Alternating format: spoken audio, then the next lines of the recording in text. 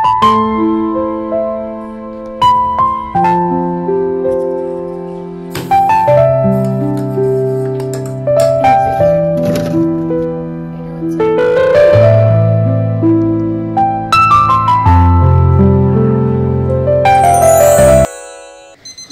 থেকে উঠেই যখন আমার কাছে এই ছোট্ট সোনাটা থাকে, সত্যি বলছি মনের মধ্যে একটা আলাদাই শান্তি কাজ করে। তো সকাল সকাল আমি বাবার কাছে ওকে দিয়ে দিলাম। ওদিকে তো সকাল সকাল চাটা করছি, আর হচ্ছে আমার গলা ভাঙা, তো এই নিয়ে আজকে ব্লগটা আমি শুরু করেছি। Hello everyone, welcome back to my channel glam girl Susmita.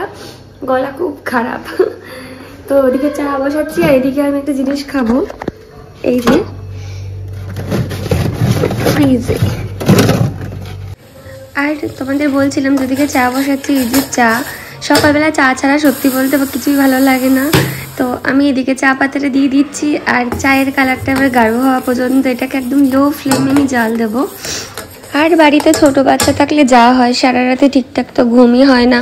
সকালবেলা ও যখন ইচ্ছা ও তখন উঠে, ও ওর মতন চলে, আর আমরা ওকে অনুসরণ করে চলি। কথাটা হচ্ছে এই। আর এই যে বাইরের পরিবেশ, এখন আমার গলাটা দেখো অনেকটাই ভাঙা, তাও ঠিক হচ্ছে আস্তে আস্তে। ম্যাগি,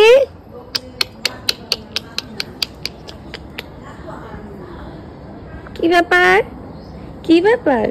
নেজু নাড়ো, নেজু নেজু নাড়ো, ঠিস দাঁড়া দিচ্ছি বিক্কু।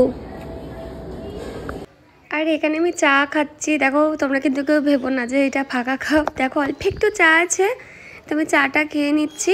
আর আজকে হচ্ছে মামা মেয়ের 6 মাস পূরণ হলো, আর সেই খুশিতে মিষ্টি মা আজকে খাবে কুমড়ো সিদ্ধ। হ্যাঁ, ঠিকই শুনেছো।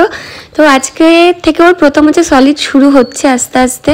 তো আজকে আমি কুমড়ো কেটেছি, আর কুমড়োটাকে ডাইরেক্ট জলে সিদ্ধ করব না, মানে আমি জলের মধ্যে একটা বাটি দিয়ে সেটাকে ঢেকে দেবো। এইভাবে সিদ্ধ করলে নাকি যে গাজর বা কুমড়োর যে পুষ্টিগুণ সেটা ওর মধ্যেই থেকে যায়, জলের মধ্যে আর পুরোপুরি মিশে যায় না। আজকে মাম্মামের 6 মাস পূর্ণ হলো, তো মাম্মাম এখন খাবে কুমড়ো সিদ্ধ। বসো বসো বসো বসো বসো বসো, বসবে না। এই যে এই যে যে চলো চলো, তোমার খুব খিদে পেয়েছে। এটা হচ্ছে ও চিরুনি, চিরুনি দিয়ে ভালো করে, তারপরেই তো মাম্মাম খেতে বসবে। দেখি আজকে এটা বলে খাবা, দেখি।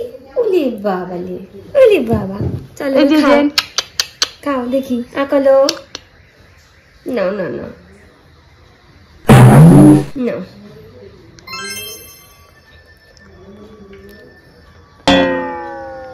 কুমড়ো, উলি বাবা খাচ্ছ, খাও আস্তে আস্তে খাও, খাও খাও।